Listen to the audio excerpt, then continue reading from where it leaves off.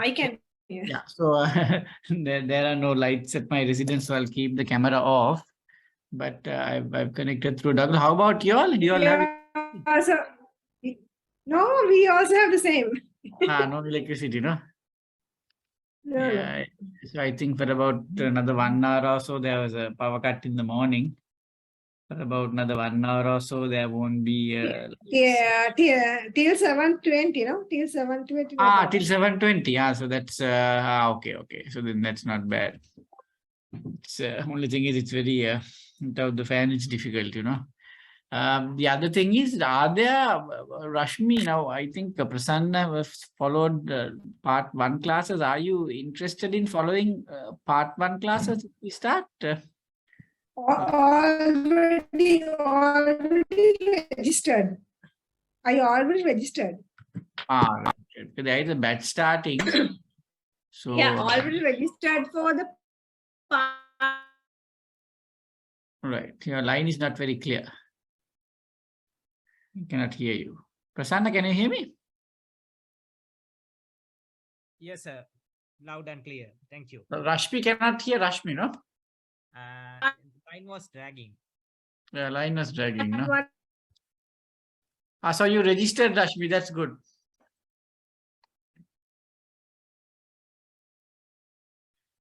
Rashmi, I think your line is not clear. We cannot hear you. Maybe you can.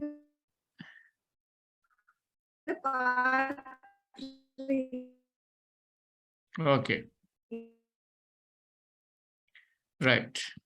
So today what we have to do is communication and reporting, especially the standards involved in communication and reporting. That is the area that we have to cover. So basically, I think this part we covered last week, where we said whenever we communicate with the management, it can be through a report, through a discussion, or through a PowerPoint presentation. We have to inform, persuade, and we have to somehow get results out of management. It's just not sufficient to tell them what our observations are.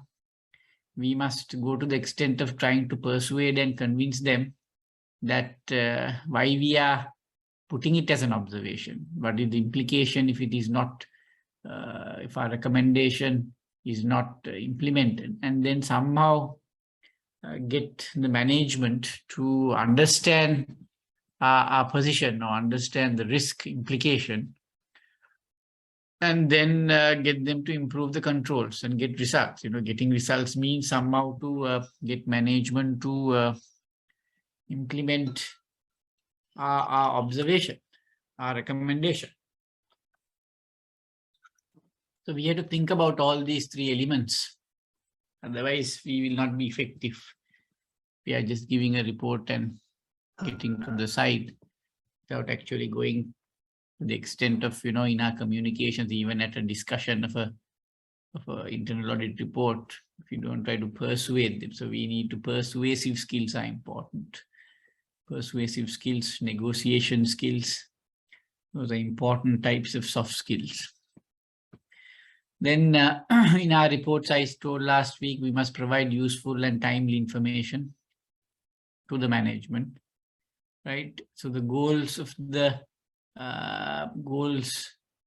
to accomplish these goals, engagement communication should meet the expectation, perceptions, and needs of operating and senior management. So the audit committee, the board, the audit committee, the management with its senior management or the mid-level, the operating management, they have certain expectations, right? They have certain expectations of internal auditors, of the internal audit function.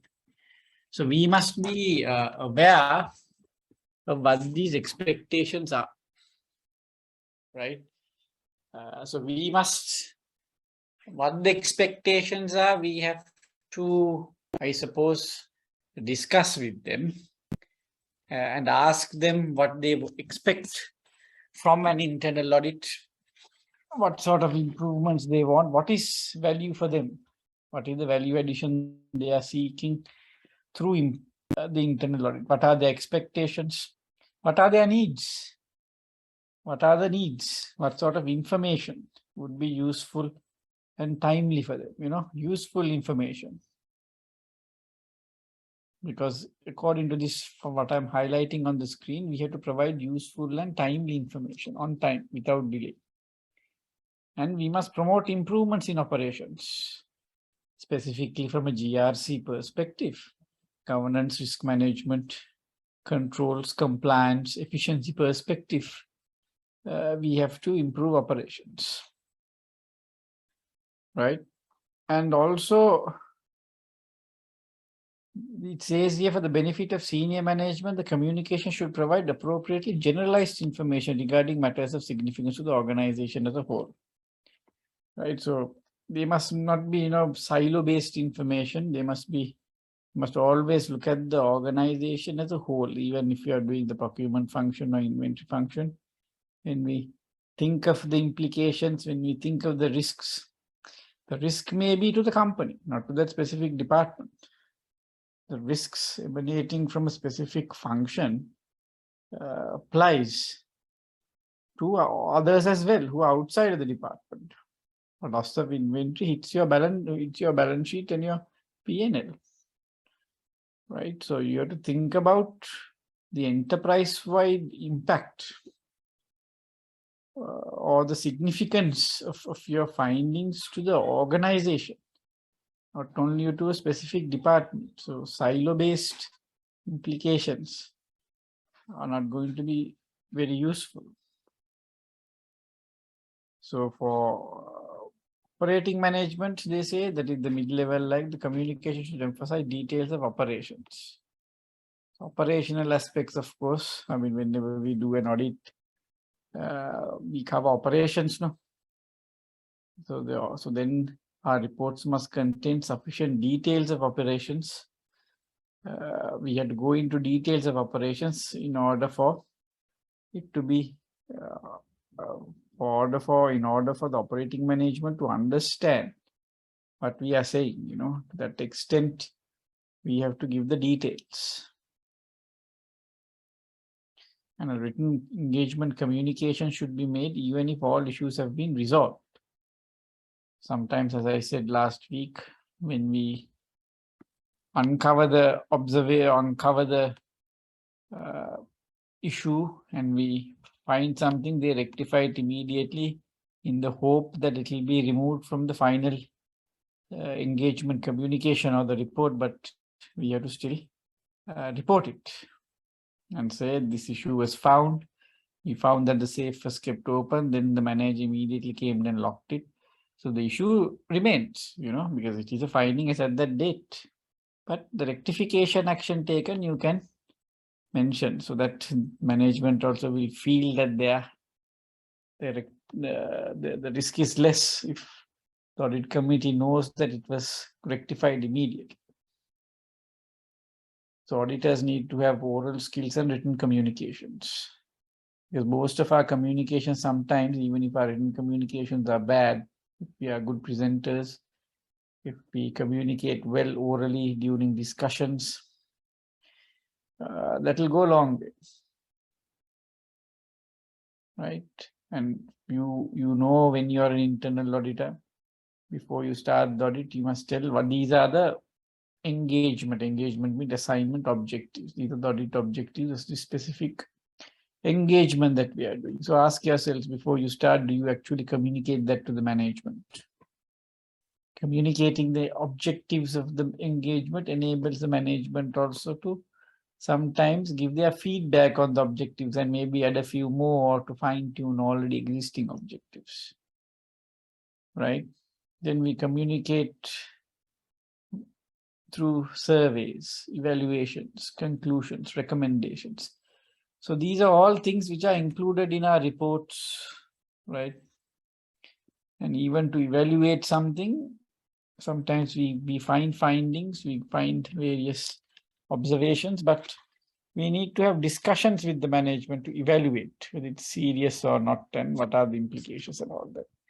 So even a discussion requires critical evaluation. So for that, you have to communicate. You might go to the management and present a finding now during the audit, now before it goes into the draft. So you collect audit evidence and you evaluate it, and you might tell the management, have you done this, and you find that this issue is there, and then get their feedback. So the evaluation requires orally communicating with management sometimes and getting their feedback, giving counter arguments, so that you also are able to critically evaluate. It's analytics, analytical thinking, critical evaluation. All that is very important. And without having a dialogue with the management, sometimes you alone trying to evaluate is not enough.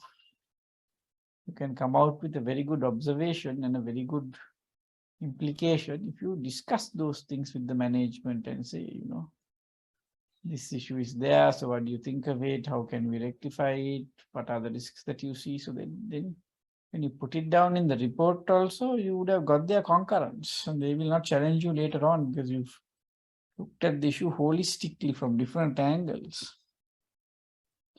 So how can you get that sort of a holistic perspective without having a proper discussion with the management? And for that, you need to have good oral skills. So preliminary communication, of course, is before you start the audit, when you are going to do it, why you are going to do it, what is the scope, what are the procedures, what are the resources you require from the client, their time, their documents, the laptops and whatever. So all that needs to be communicated. For an assurance service, so then these are things that we covered last week. Before this communication, the internal audit activity gathers basic information about the client, for example, about its industry. So you have to understand the company and the industry, get an understanding of the company and get an understanding of the industry within which the company operates. So this information can be obtained through their company website, through their annual report, through industry-based reports, research reports carried out by various, now for example, the central bank reports. There are various marketing analysts out there who put out reports, analyses in papers and in various publications in the media. Those reports, think of a bank, right? Then some information may be acquired by sending a questionnaire to the client you can get. And you can discuss those answers at a preliminary meeting. This preliminary notice is omitted from the engagement involved, such as a surprise. Yeah. So sometimes, before the audit, you can do all this, but what they say is some elements or some audit procedures sometimes need to have a surprise element. For example, if you're going to do a cash count or a stock count, you can't be having this preliminary meeting. You have to suddenly go to the branch. If it's a bank, your visit to the branch is not planned. It's a sudden one. So then you can't have this preliminary notice, then they know you're going to come and they'll balance the books. So if there is a surprise in the audit procedure which requires kind of a surprise element to be there, then you can't have this preliminary, you can't give this preliminary notice to the client that you're coming and that you want to have a discussion and all. It has to be surprise. If the results of a preliminary survey and limited testing reveals no deficiency, the internal audit activity should send a memorandum communication to the client summarizing the preliminary survey results and indicating that the engagement has been cancelled. Yeah, so that is not a serious thing, but basically what they mean through this preliminary communication is before you start the audit, like in an external audit or a statutory audit, you must find out things about the client, the name, geographic distribution, where the branches are located, the products and services it sells. You can go through their financial statements and carry out an analytical review, ratio analysis. Any new products, new services introduced, any new bank branches opened during the year, any new IT systems that they use, what are their current IT systems, any new IT systems that they use, what are the inputs to their processes, what are the main outputs, what is the applicable financial reporting framework, any new changes in the regulatory environment, political, economic, legal, environmental, regulatory, this pestle, they call it, any changes to those which will impact on the audit. Then who are their key management personnel, any changes to the key management personnel. To understand their processes, you can go through their SOPs, their policies, their SOPs. You can do all that. So with all that, you can get a very good understanding of the company. And if it's a bank, maybe central bank reports, maybe about the banking industry. Now these days, a lot of banks are having major significant impairment provisions are made. Their profits are impacted adversely due to these provisions to their loans, impairment provisions specifically to their advances or loans. So like that control environment here, that is about the SOPs and the internal controls and policies, procedures, all that. So all that you can go through and see, and sometimes you might decide that you don't need to do an audit, there aren't any big changes, but then again, rarely do you do a preliminary communication and back off from the audit. You have the preliminary communication because you want to do an audit, so it's not practical to cancel, okay? Interim communications are like progress reports that you issue.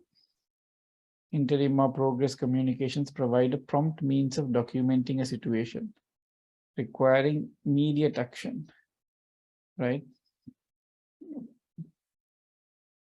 As a result of significant observations. Sometimes when you do an audit, if you find high risk issues, you require prompt action by the management to take rectification action, right? So the immediate action is required by the management. So then those issues you have to report. Don't wait till you write the draft report and do all that. These have to be communicated immediately. They are preliminary and should indicate that only current information, that is an incomplete study, is the basis. Yeah. The final engagement will follow up on the topics covered. So whenever you issue a progress report or some preliminary interim report, you have to ensure that you must communicate that it is based on only work done up to that date. That the audit has not finished, it's still incomplete. So based on the information available as at that date, these are your findings. And that the audit is not complete, and should you find, you might find additional information which would warrant an amendment or a change to those observations, you will make that change. And then the final report will follow up on the topics covered. And there will be a final engagement communication. And that will have more the final observations, right? So basically what I'm trying to tell you is, if it's an interim, make sure that the management understands that it's an interim report and not the full final one. Progress communications prepared by the audit staff should be reviewed. So whenever you issue maybe an interim report or a progress, that still needs to go through the quality assurance mechanisms where the manager or the head of the internal audit department, he reviews those findings and send it out. Because once you send it out, it's out now. Management has it. So you have to do a little bit of review and check the accuracy of those interim findings also. Just because it's interim, it does not mean that it need not be subject to the same quality assurance that the final communication will be subjected to. Right? Progress communications about deficiency observations should have the same structure as communication. So whenever you're presenting observations, when you present, you have to mention a few things. It needs to have a certain format. So that format has to be followed like you're doing it in the final. So the interim communication report and the final report, when it comes to the templates, must follow more or less the same structure, right? Deficiencies are described in records of engagement observation and are communicated to manage in the form of single-page executive summary. So can you see, whenever you give executive summary in your report, it must be a single page. Very difficult to sometimes summarize big massive reports into single pages. Very, very difficult. Deficiencies are described in records of engagement observations and are communicated to management in the form of a single page executive summary, right? The observations you might give in the interim report, but which may go into several pages, but you'll have to give a one-page executive summary also. So basically your interim report also has an executive summary, right? Which summarizes your interim observations. Progress communications also may be used to report the status of long, sensitive, and other special engagements. So sometimes, as you know, some audits may go on for months. So the directors also sometimes impatient and they don't want to wait till 3 or 4 months lapses to get the report. They will tell you at each month and send us a report. So then you will, so that is also a situation where progress communications may have to be made. Progress communications may reveal that an engagement or additional work may not be necessary if the survey and limited testing were conducted with due professional care. The cost of an engagement exceeds the benefits. So sometimes what happens is when you do an audit, you may come to a stage where you feel sometimes when you do an audit, it might be a little open-ended. Management also may not know whether you, for example, they tell you to do a specific audit and whether to go for 5 years or whether 2 years of period would be enough to cover. Whether to cover 5 years going back or 2 years. So when you do about 2 years and finish it, then you might have, you can recommend no point going further back because there will not be any observations. Sometimes in your progress communications, that sort of observations also might be there. You may tell the management, now we have checked for 2 years worth of records in the last month, and what you feel is that there is no necessity for you to carry out further checks, that the cost of the engagement may exceed the benefits or something like that, right? Interim reports transmitted formally or informally communicate information needing immediate attention, a change in the scope, progress of a long duration engagement. So these are instances or examples of the reason why you may issue an interim communication. Long duration audits, you have to issue, no, you can't wait till the entire audit is over. Sometimes a change in the scope of the engagement. You're doing an audit based on a certain scope and now you need to change the scope, right? Maybe an additional scope. So then you have to communicate that and say information needing immediate attention. That is high risk observations. Most appropriate use of an oral communication is an interim report to communicate conditions that demand immediate attention. The most appropriate use of an oral communication is an interim report to communicate conditions that demand. So same thing, the use of interim report does not reduce or eliminate the need for a final report. Sometimes in my firm also, I issue interim reports and they are sometimes in the form of a PowerPoint presentation. But that does not mean that it may be to the board that is, I don't have to issue a final report because the interim report might have 10 pages, but the final report might have about 25 pages. So still you have to issue the final report because that will contain additional things, right? So when you talk about observations and recommendations also are a very important part of the reports, no? Right, this is a key part. So after identifying, analyzing, evaluating, documenting engagement information. So during the audit, you go through, you collect a lot of audit evidence. And when you collect audit evidence or information, which we prefer to call as audit evidence, you analyze the audit evidence, you collect, you identify what sort of audit evidence you need. Then once you identify it, you collect it. Then you analyze it, evaluate it, whatever you call it, you examine it, and then you have to document it in a file, collect all the information, you have to put working paper files, and then you will have system reports and various other documents. All that has to be in your working paper file, and then file. And then you have to, at the end of the day, that collection, identifying, collecting, analyzing, evaluating, documenting, then you can come derive your observations from that. Observations, conclusions. Right? For each engagement objective, you'll have a conclusion. And your observations are determined. Recommendations are based on the observations and conclusions and may be general or specific. They are made to enhance and protect organizational value. You see, one of our objectives of internal audit is to enhance organizational value. That is, shareholder value, stakeholder value. The organization has a certain value, no? Certain value, stakeholder value, which needs to be protected as well as enhanced, increased. And our recommendations must protect shareholder value and enhance it. Specifically, recommendations call for action to correct existing conditions or improve operations, may suggest approaches to correcting or enhancing performance as a guide for management. So recommendations are rectification actions which we recommend. The word findings is often, so findings and observations mean the same thing. In our audit reports also, we use these two words interchangeably.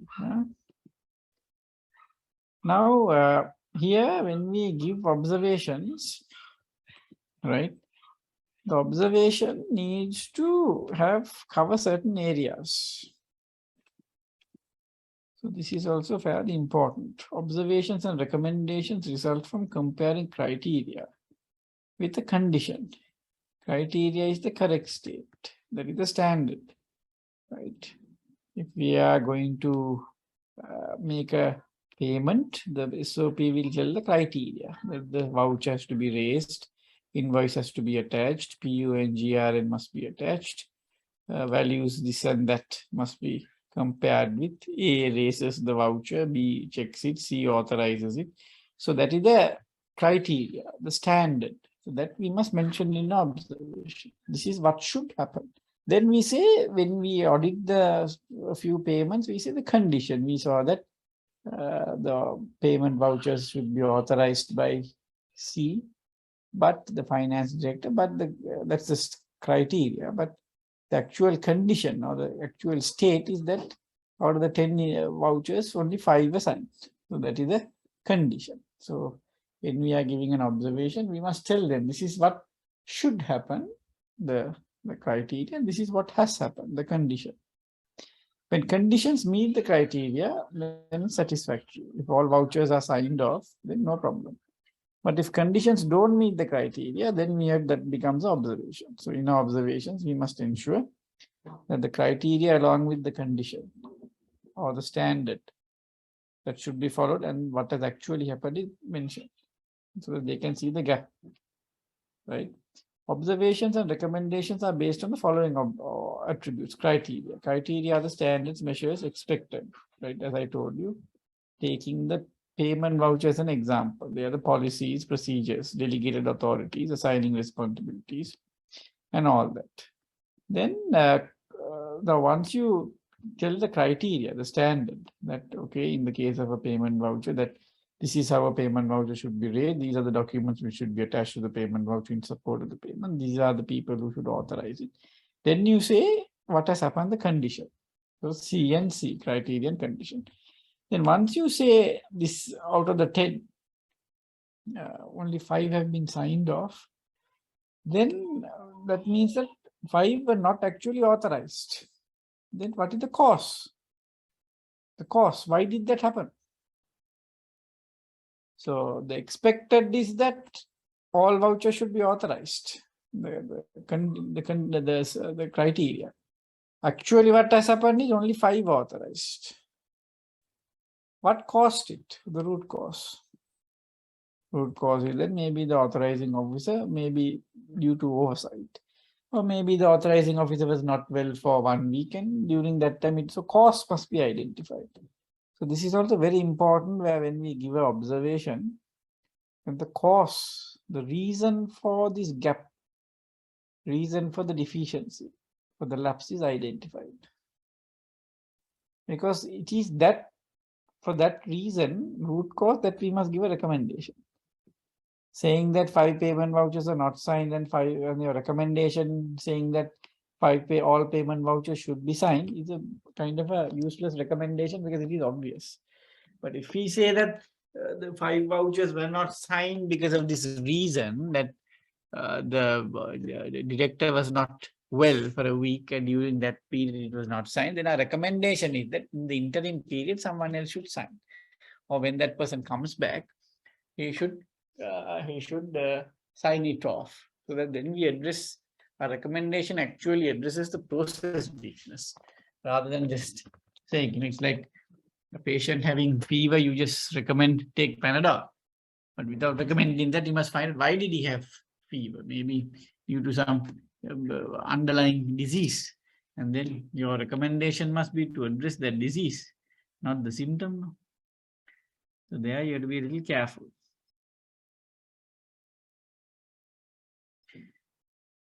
The effect is the risk implication, the risk of exposure. That is where we have to always tell, okay, 5 payment vouchers were not signed, so that indicates that the cash book was updated with certain credit entries, and these credit entries, so unauthorized updating of the cash book resulting in an inaccurate, resulting in a misuse of something, or resulting in inaccurate cash book balances, unauthorized updating of the cash book, whatever. So observations and recommendations.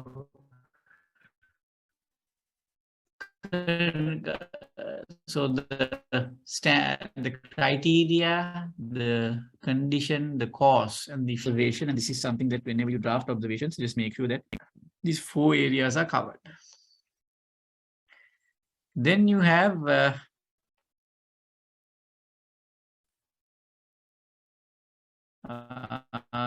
favorable observations. Favorable always should be short and simple. For example, production schedules, levels, and quality were at or ahead of budget. Yeah, so these are positive observations. Unfavorable means sometimes you say because of inaccurate inventory, supply department bought unneeded supplies. Yeah, so generally what they are saying because of the negatives. If there is anything positive, say that also. So fine to make. So that's why sometimes we have this process summary sheets where we say this process overall internal control rating is satisfactory. So rather than harping on the negatives always, you need to focus on the positives also, right? Otherwise what happens is your report just becomes a fault finding kind of report. Of course, we are meant to identify faults and recommend and suggest recommendations for those how to rectify those faults. True, but we must also recognize the positive aspects in operations also, if they are. That's why in a report we have some sort of a summary sheet listing all the processes that we've audited on the left hand side, and on the right hand side we say the process either gives some rating to the process, either it's satisfactory, unsatisfactory, or needs improvement, apart from having a kind of a individual rating of high risk, low, high, medium, and low, right? So we have an individual issue rating, high, medium, low, plus we have a kind of a process rating, whether the process or the sub-processes. Now, if you take inventory, you can have receiving inventory, quality check of inventory, issuing inventory, production to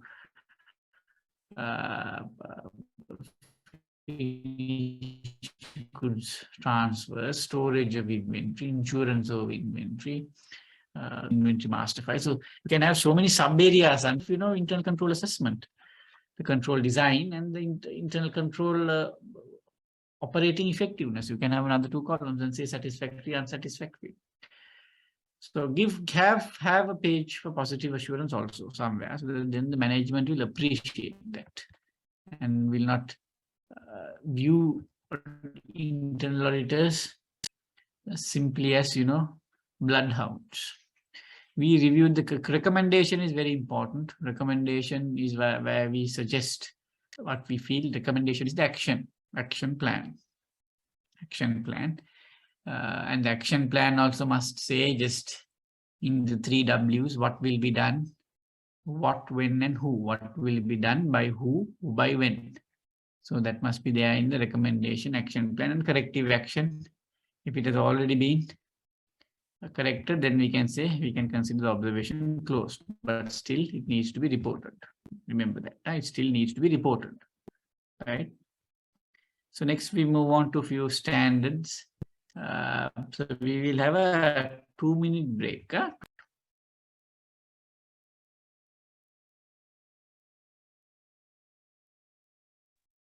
Right. So final engagement communication. Internal auditors are expected to make known the results of their work. Internal auditors must communicate the results of engagement. Obviously, no? You don't need a standard for this. So it says internal auditors must communicate the results. Yeah, you can't suppress.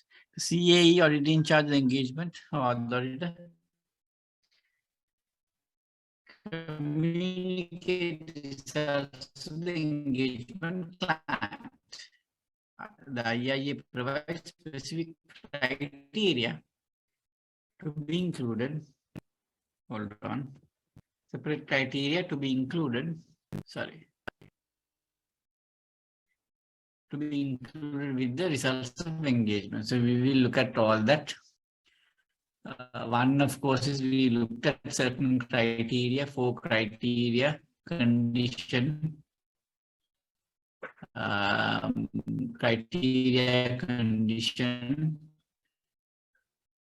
cause, effect. Those are also some criteria that need to be included in the observations, because your results mainly are in the form of observations, conclusions, and recommendations. So this we covered. Then we go to the next one. So these are some other criteria for communicating. Communications must include the engagement objective, scope, and results. Obviously, it will include the audit objectives, the audit scope, and the results. Final communication, A1, right? A1. Final conclusions, as well as applicable recommendations, action plans, obviously. Where appropriate, internal audit opinion should be provided, and opinion must take into account the expectations of senior management, the board, other stakeholders, and must be sufficient, reliable, relevant, and useful. So this is fairly straightforward stuff. Basically tells you the final audit report must have your objectives, must have your scope, your results, and must have, when you talk about results, that would be observations which have certain criteria which you need to cover. Then your recommendations that are your action plans or recommendations. Sometimes in internal audit reports, you don't put recommendations, you say action plan. It is also sometimes a better word to use, because then it feels as though it belongs to the management. It's management's action plan, not auditor's recommendation, right? Then where appropriate, internal auditor's opinion should be provided. We do that in our conclusions. We do that in our risk ratings. An opinion should take into account what the senior management, the board, and also when you have discussions with the management before you draft the report or at an exit meeting before you draft it, you get their feedback. You get their expectations. Based on all that, you have to ensure that you adopt the right tone. Right? Sometimes you might feel observation is high risk, but when you have discussions with the management, you might feel that no, it is not high risk, but based on that, you must consider.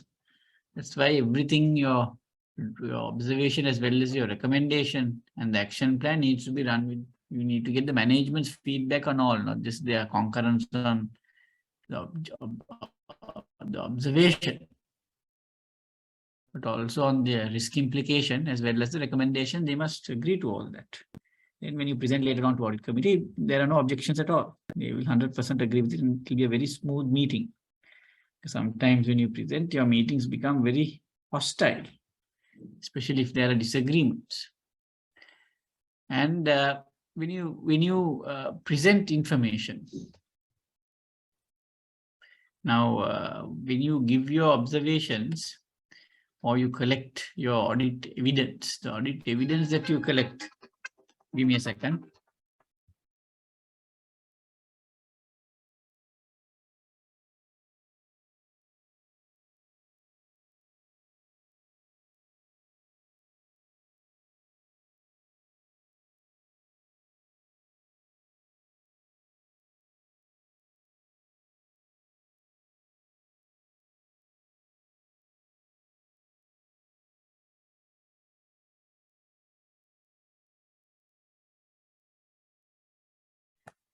Right.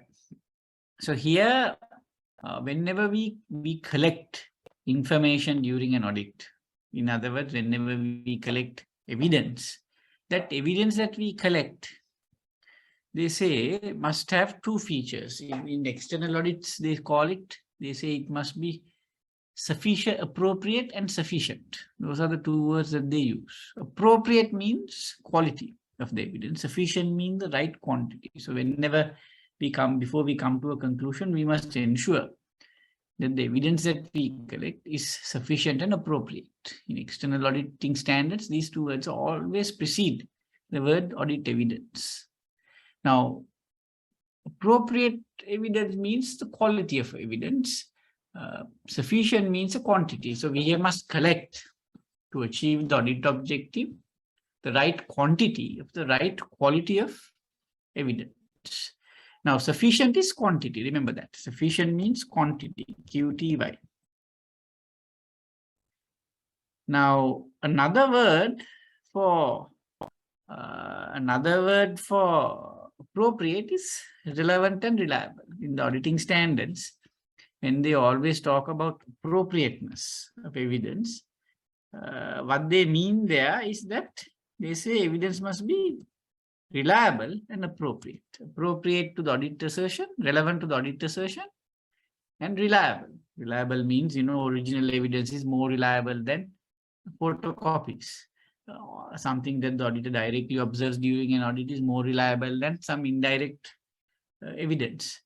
A third party confirmation is more reliable, like a bank confirmation, rather than what the management states. A physical verification by us is more reliable than a verification carried out by the management. So reliability is a kind of a scale, from one end to another end. Some are less reliable, some are more reliable. So the greater the reliability of the information, the higher the quality. The higher the relevancy of the information, the higher the quality. Relevant means it must be always related. The evidence that we collect must be relevant to that audit objective or the audit assertion.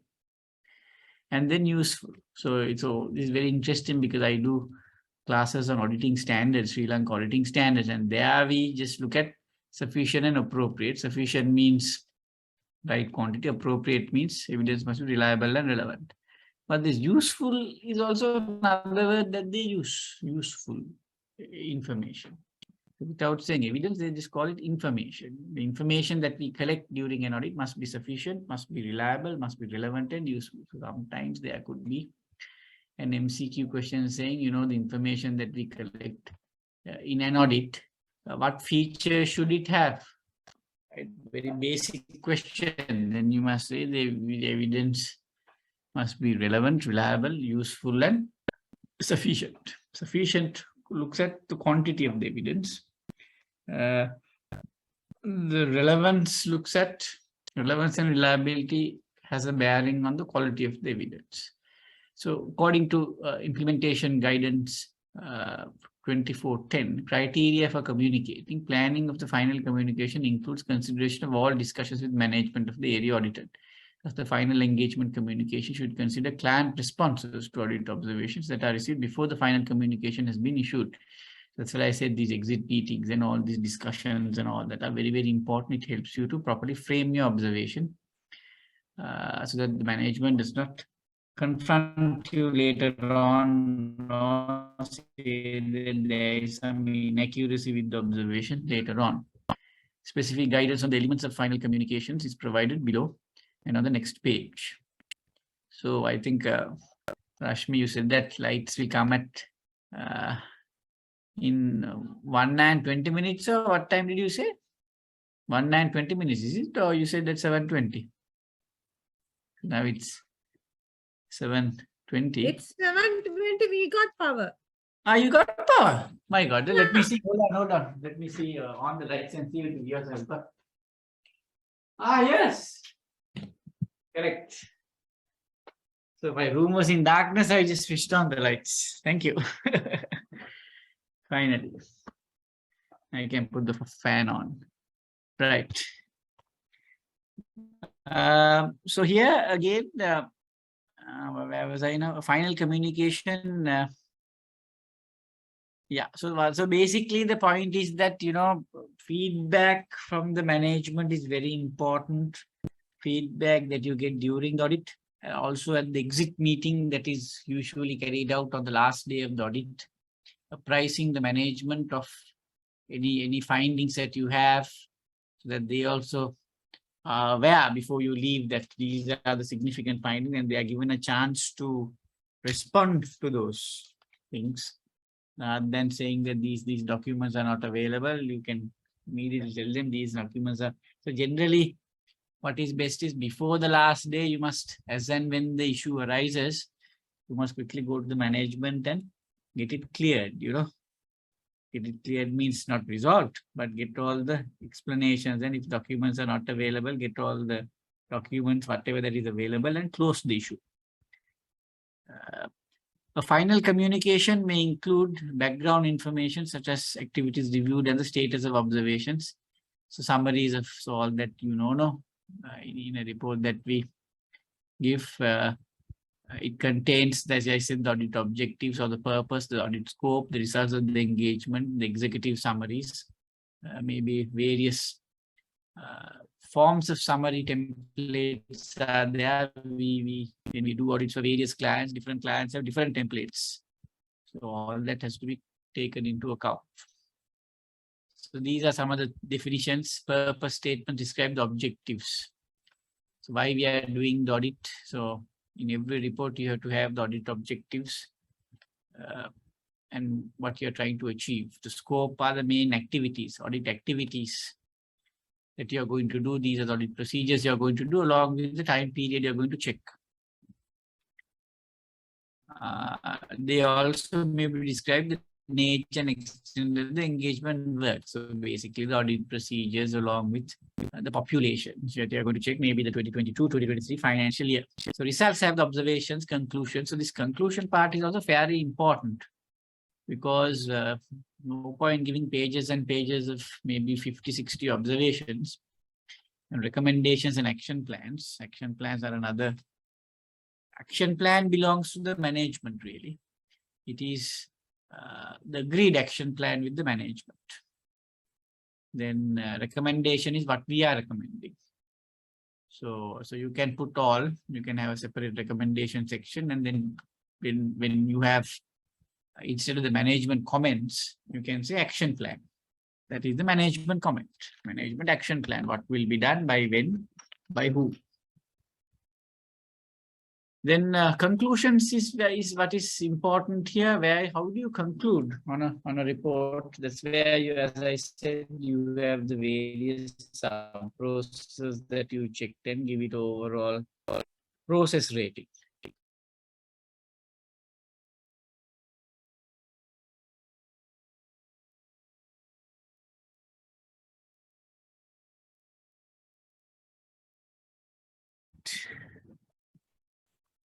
Sometimes less significant matters will be communicated informally. Yeah. Conclusions and evaluation. This is a very important area, this conclusions and opinion.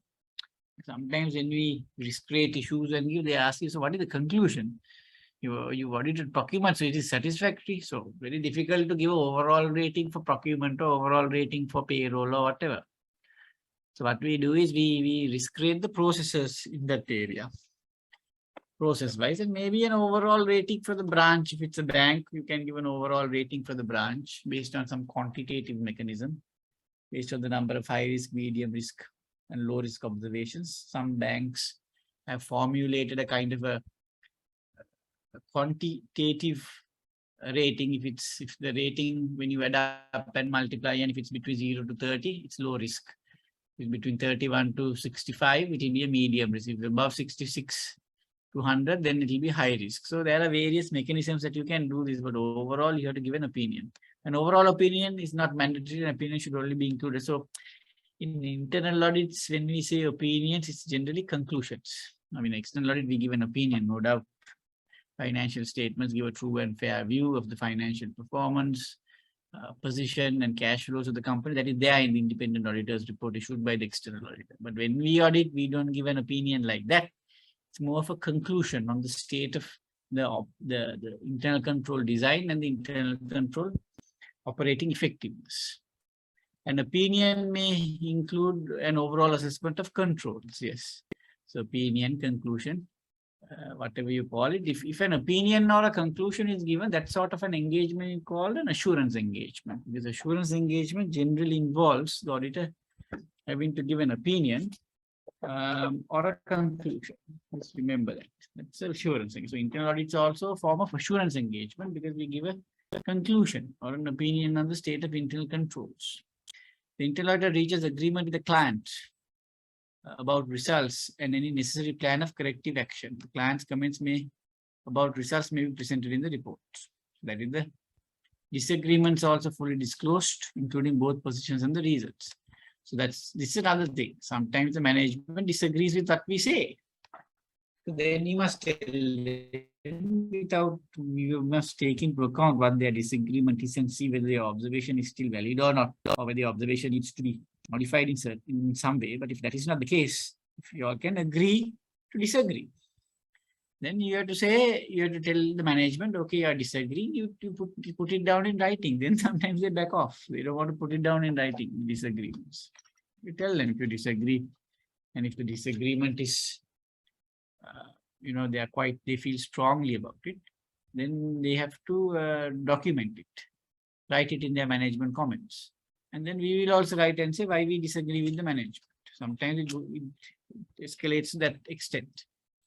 But there is no harm in agreeing to disagree. And then the audit committee can read your reasoning, and then they can decide, tell the management what needs to be done. They might side with the management or they might side with the auditor. It doesn't matter as long as you have highlighted the issue that you need to highlight, so that later on you will not be found fault with for not highlighting it or not showing the extent of the risk.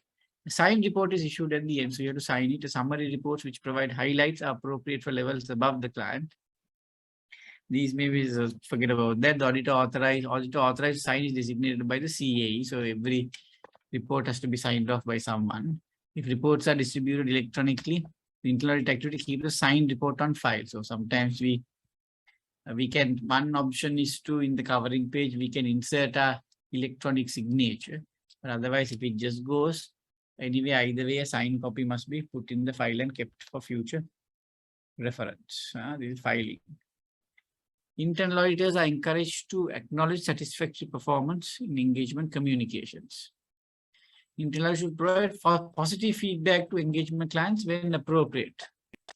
So here there is a standard now. Just see, they are saying when we do the audit, if certain areas are satisfactory, then we must acknowledge that in our reports, in our engagement communications. Satisfactory performance by the management must be acknowledged in our engagement communication. That means positive assurance also we must give, not only negative assurance, where we say this is not right, that is not right. Wherever it is positive, we must give that positive assurance, right? That is where we are then, then they appreciate our work. They see greater value addition when you say, without just highlighting all the negative points. Internal auditors should provide positive feedback to clients where appropriate. This practice helps to develop good relations with clients and may improve their receptiveness to the audit findings. So without highlighting 45 weaknesses, let us highlight their 30 positive things also. Then they might be more receptive to your negative comments. Additionally, client accomplishments included in the final communication may be necessary to present fairly existing conditions and provide perspective. Yes, so the positive reporting on the positive sides, what they have accomplished is also very important. That will give the correct balance, because when you report, it must be a balanced report. No, so talk about the positive aspects also. You now see how in your reports you are going to do that, because generally our reports are always have only the negative aspects, right? Communications must be accurate, objective, clear, concise, constructive, complete, timely. So this is also very important. So when we are communicating, these are some of the definitions of qualities of communication. The MCQ, the qualities of communication. These are the qualities of communication. Earlier we said when we are collecting information, the information must be that whenever we give conclusions or opinions in our report, that the conclusions and the opinions must be based or must be supported by sufficient, appropriate, reliable, relevant, useful information. I mean, if we base our conclusions and opinions in our report on unreliable information, no irrelevant information, no or insufficient information, no information that is not useful, then our conclusion and our opinions are not right, they are incorrect. So these are features of information, no features of the audit evidence, characteristics of audit evidence, that they should be sufficient, relevant, reliable, and useful. Then we focus. Now here what we are saying is that these are qualities of communication. Qualities of communication. That's how it. So that's the word that you have to underline. Qualities. Now, what are the qualities of our communication? That means when we write the report must be accurate. No grammar mistakes, no typos, no arithmetical errors, no they must be factually correct. Right? Communications are free from errors and distortions. So that also could be a MCQ question where they say if communications are free from errors, and that would mean that the information is accurate or objective or clear or concise. The answer is accurate. The accurate information is always free from errors and distortions. Objective, our report, our communication. Our communications means mainly a report of whatever interim communications, preliminary communications, interim communications, final communication, they must be objective. Objective means you must be always fair, impartial, not be biased in any way, balanced, taking into account all relevant facts and circumstances. You must not be prejudicial or be biased towards management or something like that, where they feel that you're not taking a balanced view of the state of governance, risk management, and controls. So now read clear. What is meant by clear? Clear communications means easily understood. So when they are reading your report, give me a second. Clear means, when they read your report, they must be able to understand it. If they are telling you they can't understand it, it's there's too much of technical language that you have used. A lot of so if something is to be clear, right, you have to provide all relevant information. Okay, so clear means it must be easily understood. It must be logical. Concise means avoid unnecessary information. Sometimes observations that can be given in 2 or 3 lines, you all go and you go and give unnecessary details and elaborations and unnecessary things, embellishments. Those are not required. Concise means to the point. Constructive communication, helpful to the client. Constructive, now see, that is very, very useful word, constructive. So whenever we communicate, of course, it must not be destructive. Sometimes the management may view it as such, but constructive communication means communication that really constructively helps the management to improve. Right, so it's like when you give criticism, it must be constructive criticism. So anything, when you use the word constructive, that means it helps, it is helpful, and it will lead to some sort of an improvement.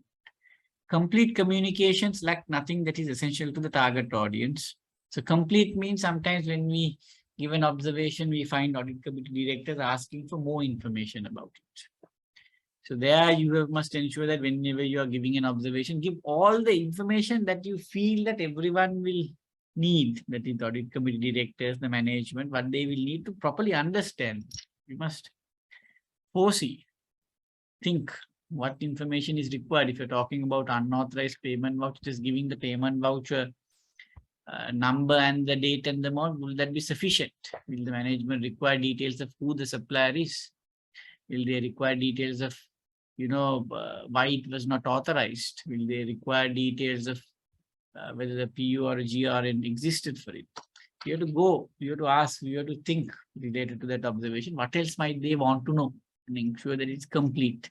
Complete communications lack nothing that is essential to the target audience. It includes all significant information. Timely communications. Timely means, when you're issuing a report, make sure that you issue it without delay, so that management can take prompt action, right? So these are all qualities that your communication should meet: accurate, objective, clear, concise, constructive. Comes a lot of C's, and time. So develop some sort of acronym for that. Consistent with the standards and IG 2420, quality of communication. The following are characteristics of high quality communications. High quality now. Data and evidence are processed with care and precision. Observations are recommended unbiased. Yeah, so again, same thing. You can read it at leisure. So here basically what they're saying is, when you collect audit evidence, you must critically process it with care and precision. Your observations, your conclusions recommended are unbiased, obviously. That means you're being objective. Unnecessary technical language is avoided. That means, what does that mean? That means you're clear. Then communications are meaningful but concise means you're being concise, cutting off all unnecessary things. Content and tone are useful positives. That means you are being constructive. Now, when you draft an audit observation, you can draft it in a way where management will get offended easily. But the tone you use, the words you use it in a positive way. You say it in a positive way to the extent possible, and you focus on the objectives. Then communications are consistent with the entity's style and culture, and results are not delayed, right? Now, you must understand. So basically, from client to client, you must think about all these things. Right? Again, the same thing. Emphasis. Successful communications between the auditor and the client. Engagement client means if you're doing it from externally, it will be your engagement client. But if you're a part of an internal audit department, then it's a management. Partially depends on achieving appropriate emphasis. Both parties should be aware of the most important points in their discussion. Graphics, or naturally, I mean, whenever we discuss something, what are the key points you need to emphasize? And we need to focus on those key points. Otherwise, your discussions will be focusing on unimportant stuff. Graphic illustrations are useful. You show bars, charts, graphs, right? Summaries, itemized lists, tables, bullet points. So those are must think of, because writing paragraphs and paragraphs are not read by the management. You don't go beyond the first 6 pages of a report. Using audio visual aids to support a discussion of major points. Yeah, this is in the most retention of information. If you use a graph or some sort of illustration, then it will get retained in their memory for a longer period of time. Yeah, can you see? If you have a lot of audio visual aids, 85% of the information will be remembered after 3 hours. 65% after 3 days. Yeah, so these are just stacked. So the greater use of audio visual aids helps management to retain what you said in their memory for a longer period of time. Right? Word selection can affect the recipient of an engagement in either written or oral form. In general, language should be fact-based and neutral. But if the internal objective is to persuade, then you have to use stronger words. So again, in the language that you use, a common example is using the word fraud rather than the more neutral irregularity. Sometimes we don't like to use the word fraud, irregularity is a more palatable word, more acceptable to management. So the language word selection, make it neutral. Using too strong a word, investigation, there's an inquiry. So like that, think of all those things in your communications. Errors and omissions. If a final, see, there is a performance standard for these are the errors and omissions. If a final communication contains a significant error or omission, the chief audit executive must communicate corrected information to all parties who receive it. So sometimes you issue a report and then you later realize there is something that you missed out on, omitted, or there is some error in a calculation or something. Then you have to retract it and we communicate the corrected information to all the parties. The correction of an error or omission in internal audit communication need not be in written form. So sometimes it's a verbal communication. Sometimes you issue a report to the audit committee and then you realize there's an error. So you can call the audit committee chairman and say, and then. So generally it's best to correct it in written form.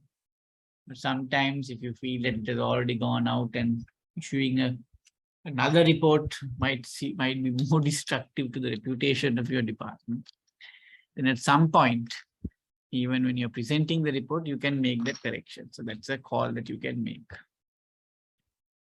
The conformance phrase, this use of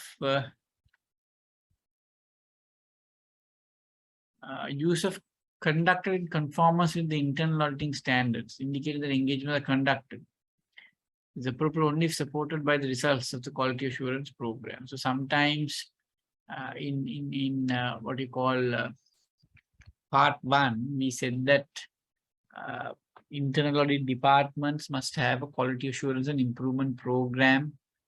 And this means two things, that there must be an internal quality assessment and external quality assessment. External quality assessment has to be done by an external independent party. Internal quality assessment, there are two ways you can do it. One is you can, during the assignment audit itself, you can get the manager to review the working papers, you can get the partner or the CIA, head of the department, to review the working papers. So quality is ensured during the assignment through supervisory review and going through the working papers. That is one aspect of the internal review. The other aspect of the internal review is once you finish the audit, you get someone else to go through the working paper file to see. So the first one is more of ongoing monitoring of quality during the assignment. The second one is once you finish the audit, maybe someone else in the department can. So it's not really independent, but someone independent from the engagement who are not involved in the engagement, but still within your internal department can go through the file and see whether you have the planning documents, whether it has been signed off, whether the working papers are properly reviewed, whether audit evidence properly supports the audit conclusions and the opinions. All that you can check. Now, so that is also part of the internal quality assurance, right? So there are two parts, option A and option B. Now the external audit review, of course, is done completely by an external party, which has to be done once in 5 years. Now in your report, if you follow the standards, then you can use this sentence saying we conducted the audit in conformance with the international standards of the professional practice of internal auditing. So those are the internal audit standards which you are learning now. Is appropriate only if supported by the results of the quality assurance and improvement program. So every year when through ongoing quality monitoring, which happens during the engagement, and maybe kind of a peer review which happens the year end, someone in the department who was not involved in the engagement goes to the file just to see whether the department has followed the internal audit standards, or as they call it, the international standards for the professional practice of internal auditing. It's a very long sentence. So through that, if they say that yes, in majority of the cases the department has followed the standard, then you can use this word in the report. Otherwise don't. Yes. When you say your department conducts audits in conformance with the international standards of the professional practice of internal auditing, that must be backed up by internal quality assurance review. Right? It has to be backed up by it. You can't just go around saying that we carry out audits in accordance with if it is not backed up by some sort of a internal quality assurance review or external quality assurance review. The results of the quality assurance and improvement program, in other words, this quality assurance review, must say that about the conclusion of that, or the results of that must say that you all generally follow the internal audit standards. If that is the case, then you can say make a general comment in this report saying our engagements are generally carried out in conformance with the standards. Otherwise, don't say it. It must be backed up by the results of a QAIP, Assurance Program, Quality Assurance Improvement Program. Right? You can't just go around saying that you have You're conforming if there are no audit reports to back that up, quality assurance and insurance program report to back it up. Right? Right? So when conformance with the code of ethics, so sometimes engagement disclosure of non-conformance. Again, make us, this is mainly sometimes where the results of a QAIP program is that you have not conformed with the code of ethics or the standards. Right? Now here what they are saying is, now these two, this slide, this conformance phrase and the non-conformance, these are only applicable not for your normal internal audit reports. These are only applicable for your QAIP reports. When you do a QAIP, at the end of the year, you issue a report, no? It can be an internal QAIP report or external QAIP report. Either way, there is a conclusion in that. That is also a kind of a communication, and that's why it's included in the slide deck. So these are two slides which are relevant in the case of a QAIP audit. It's a quality assurance review audit. AK, you use these words only if most of the audits have been done according to the standards. And sometimes you have to say, if let's say you check 5 working paper files and in 4 or whatever, you have not complied with the standards or there are significant non-compliances, then you have to use the non-conformance sentence. Right? So then you have to say, and if you are not in conformance, you have to say what specifically you have not conformed, what you have specifically not conformed, and the reasons for non-conformance and the impact of it. Give me a second.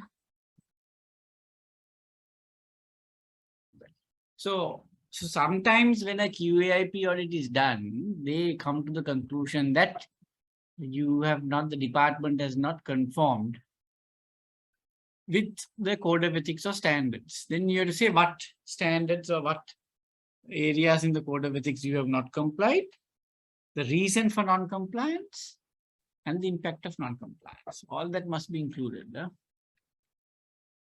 That is important.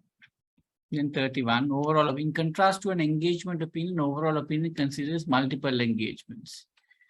Yeah, so that is also there sometimes. Of course, in Sri Lanka or in most countries, our engagement opinion is based generally on that particular engagement. So there we don't feel, but sometimes there may be situations where you have to give an overall kind of rating based on multiple engagements, maybe payroll in Matara, payroll in the Gaul, payroll in Kandy. You do 3, and then for all 3 reports, you might come out with a conclusion or overall opinion on the state of the payroll in all 3 locations. Sometimes that is also required. When an overall opinion is issued, it must take into account the strategies, objectives, risk of the organization, and expectations of the senior. And the overall opinion must be supported by information. So again, something good for you to know, but the basic point is whenever you give an overall opinion, the wording must be such that you take into account that it is based on facts. It must be supported by your observations. Maybe you have a lot of findings, some are medium, some are high, some are low. And based on all these findings, you are now giving an overall opinion. So when you're giving an overall opinion, it's like a kind of a macro level opinion. So you have to take into account these individual objectives, the observations, their risk ratings, their impact on process design and process effectiveness. Then also you have to think about the overall governance, risk management, and compliance or controls. And then also you have to think about the overall level of strategies, objectives, and risk of the organization. Because why we do audits is at the end of the day for the organization to ensure controls must be there to ensure that the organization achieves its strategic goals. No? So from that strategic goal perspective or strategic objective and the strategic risks, where does this from what you gain through this audit, what is your overall opinion? So it must be framed.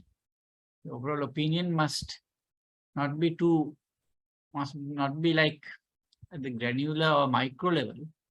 It must be framed looking at the overall strategy of the organization, strategic goals, strategic objectives, strategic risks.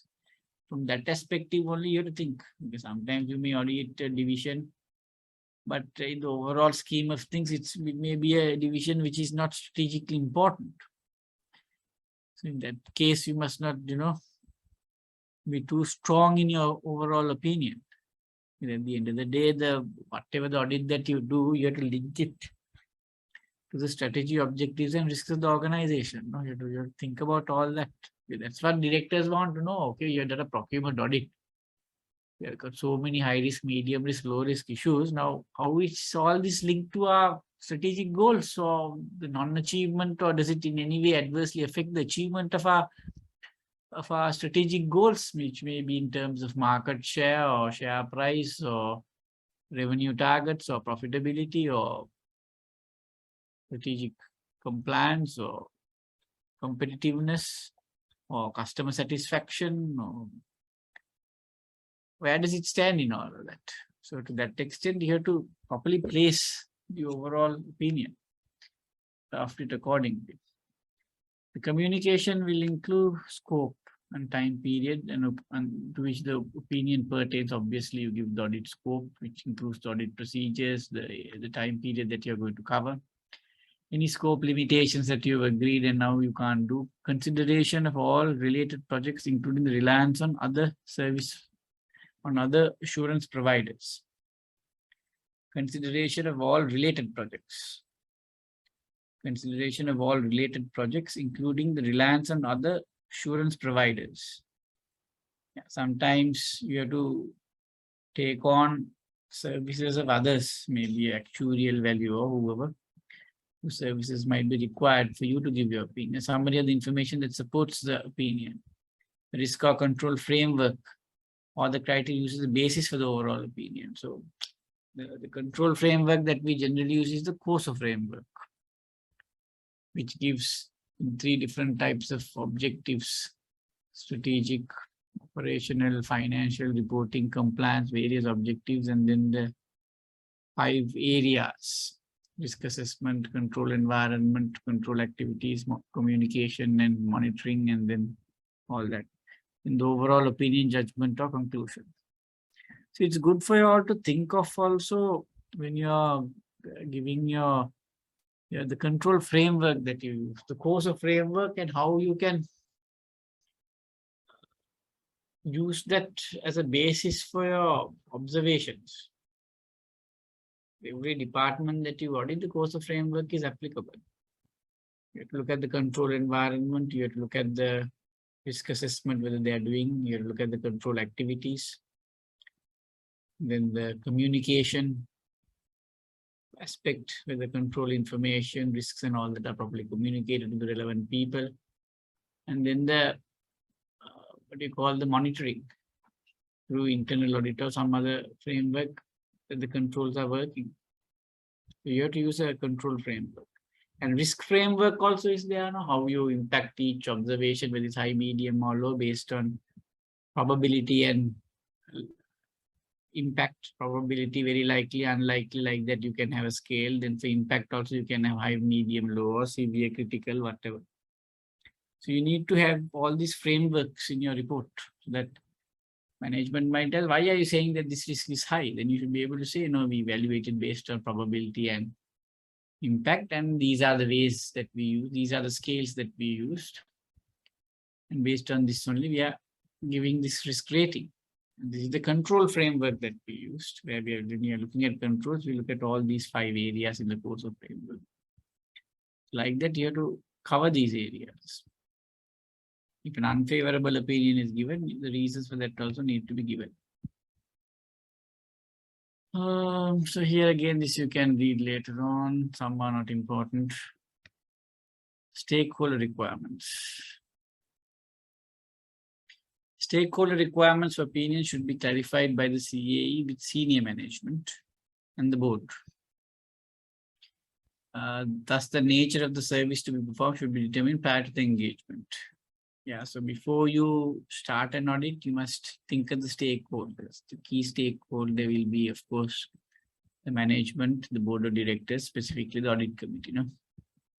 And there might be other stakeholders like central bank, the external auditors, also who may use your reports to obtain some sort of an assurance. Right? If you are a bank, central bank looks at these, the CC might look at those. Then various auditors, banks might call for them. You never know, right? So why, when you're going to do an audit, why do you want us to do the audit? The timing for issuance, by when do you want the report issued? Right? The form of the opinion, written or verbal. The level of assurance, generally it's reasonable assurance, not absolute assurance, reasonable assurance. The period covered, the scope.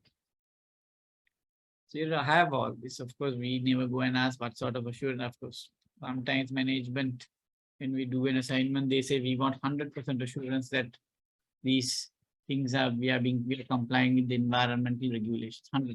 Or we want, specific, these are the ones which we want 100%. These regulatory requirements we are not that much concerned about.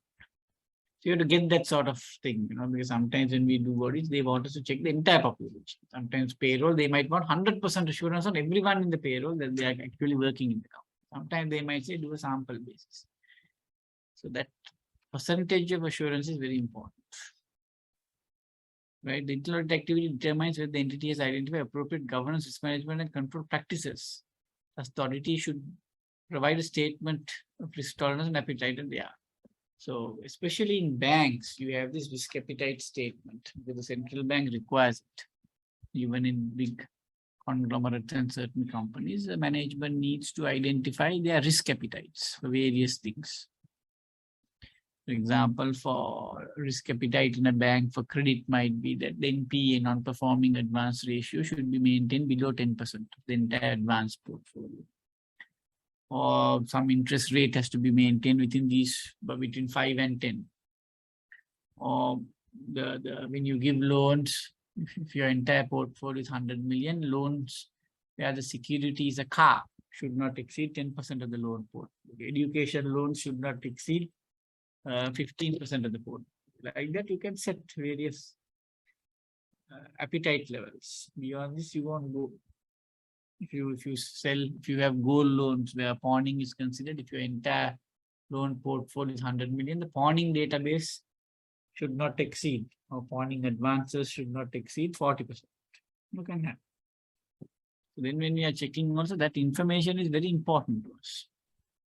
Because at the end of the day, what we ensure through the audit is that the company carries out its operations within those appetites, within those risk appetites or risk tolerances. These are two words which are used interchangeably, but there is a small difference between risk tolerance or risk appetite. You can Google it.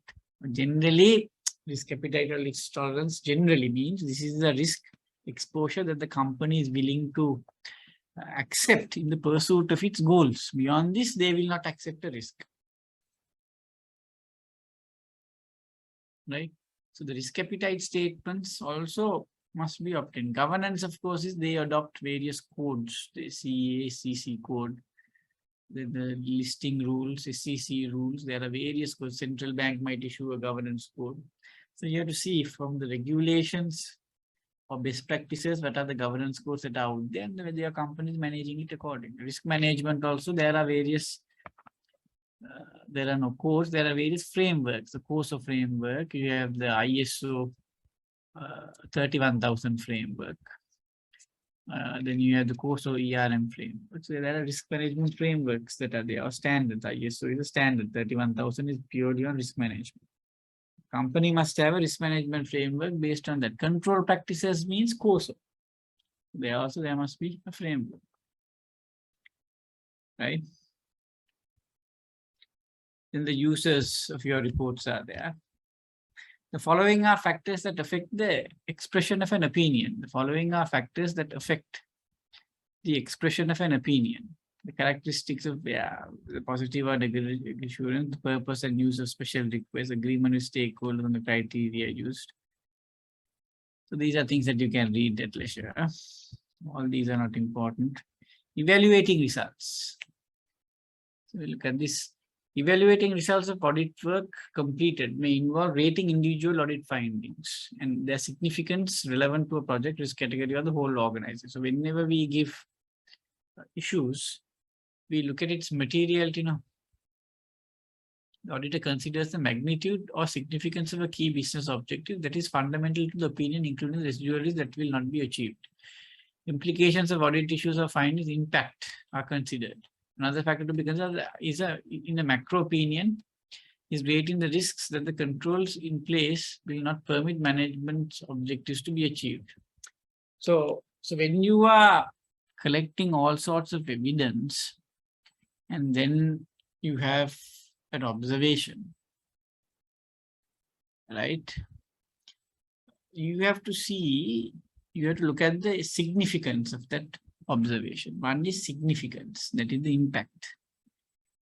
The other side is the probability, that is the likelihood. So when you are trying to consider whether this observation is significant or not, or trying to assess its impact, what you have to see is the impact on what? Impact on the bottom line, financial impact, impact on customer satisfaction, impact on productivity, impact on efficiency, impact on reputation, impact on business disruption. So these can be key business objectives. No? Financials, you have profit after tax. Customer satisfaction, it might be a key business objective. Efficiency of objectives could be there. So like that, you have to think of the significance. So impact has to be assessed in some way, but when you are assessing the impact, you have to look at the impact at the strategic objectives, not these small objectives, the business goals, the business objectives, strategic objectives. What is the impact? Something is not done. What is the impact on the strategic? Of course, you have strategic objectives, you have operational objectives, you have finance reporting objectives, you have compliance objectives. So here, depending on the issue may not be a strategic issue, might be something which impacts on operating objectives, operational objectives, at a lower level. Strategic any issue which impacts on a strategic objective or prevents the company from achieving a strategic objective is a huge issue. So assess the impact. See, is it a compliance issue? Is it a reporting issue where it's related to the financial statement, where the accuracy and integrity is concerned, reliability, reporting issue? Is it a compliance issue where you're not complying with some regulation or law? Or is it a strategic objective that will get affected? Or is it achievement of a strategic objective that will get affected? Or achievement of an operational objective, which is more at a lower level? Even operational objectives may have an impact on strategic objectives. So these are all compliance objective where you don't comply with the environmental regulation may result in the closure of the factory, which will be a strategic risk. These are all kind of, it's hard to put it in one category of risk. Compliance risk, operational risk, and reporting risk can be strategic in nature, right? So you have to look at all that impact, right? And then you have to also look at how that observation, when you're rating it, impacts on the risk, the governance and the controls. Right now you're going to give an opinion also now at the end, an overall opinion. So as I told earlier, the overall opinion must be more focused on, because of these things, not findings, and these control lapses. The strategic, these strategic goals, strategic objectives might get affected.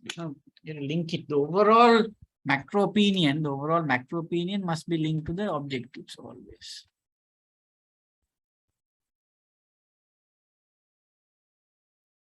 Then when you are giving an opinion, So the opinion, the macro opinion is your main opinion that has to be linked to the strategic objectives of the organization. Then the opinions, whether it's micro or macro, whatever you call it, must be obviously be based to some extent on your findings, no? On your findings. You can't give an opinion. The opinions are based or your conclusions are based on your cocktail of findings. And your opinion is based not only on those findings, opinion must also be based on its impact. Because of those observations, what is the impact on the strategic, achieving the strategic objectives? That also opinion must cover. And then controls are there through your findings. At the end of the day, you're mainly telling about some control weakness, no governance weakness, risk management weakness, the risk is not properly managed, or a control weakness, no. So controls are there to ensure that you have an inherent risk, you put the control in, and then what remains after implementing the control is the residual risk. So the residual risk must be always within the risk appetite to the organization. That is why you have a control. So the residual risk must be always be acceptable and be within the risk appetite. So if the control or the finding or the control weakness results in the residual risk falling outside the risk appetite, then that has to be highlighted. Right? So these are just various factors that you should consider. The fact that the overall opinion must be drafted in such a way where it talks about the non-achievement of a strategic objective as far as possible. That is, you can't think of a strategic, due to these findings, if you can't think of a strategic objective that may not be achieved due to these findings, obviously those findings are not important then. And findings are, and your opinion is based on findings, and findings, ratings of your findings are based on the impact. That is the significance.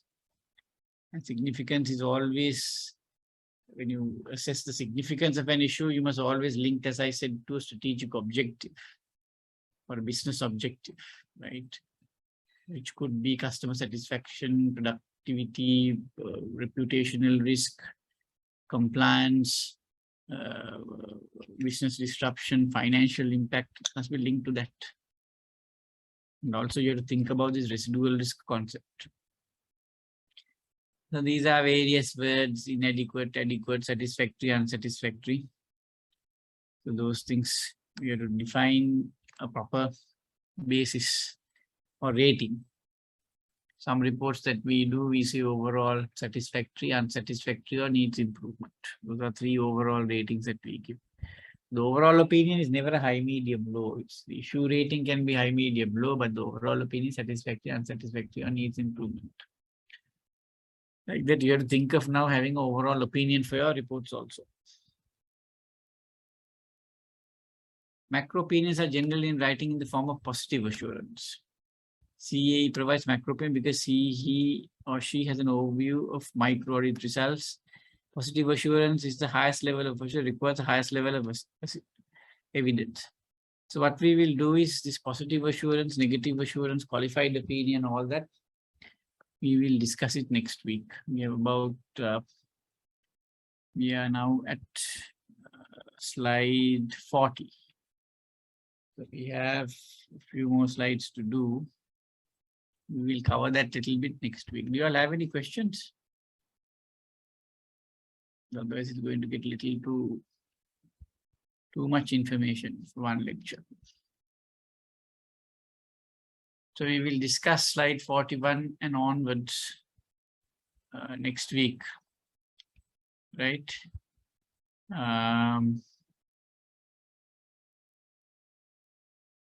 Do you all have any questions? If you all don't have any questions, we can stop for today.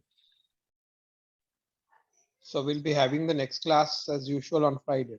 On Friday, yes. Okay. So we basically have 5 more, 7 more theory classes.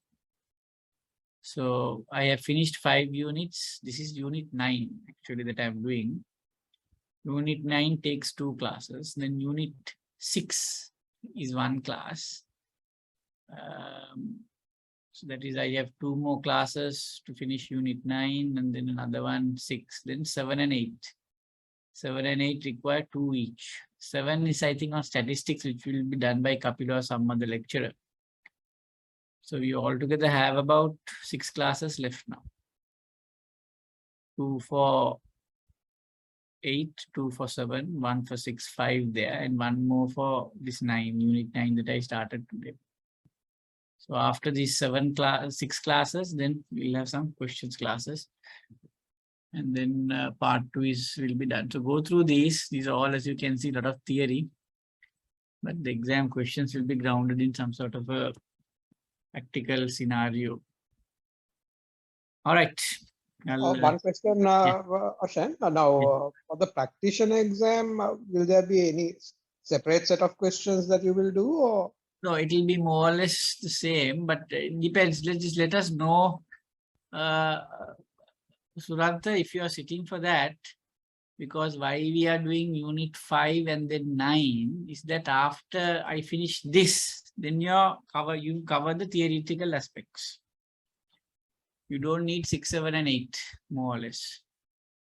That's why I'm going in that order 1, 2, 3, 4, 5, and then 9. Then you should be able to cover the theoretical aspects. So it's best that if you can do, but the thing is, for the practitioner exam, they won't go in depth. The theoretical aspects would be sufficient. We won't go in depth to the extent that they go in a part 2 exam.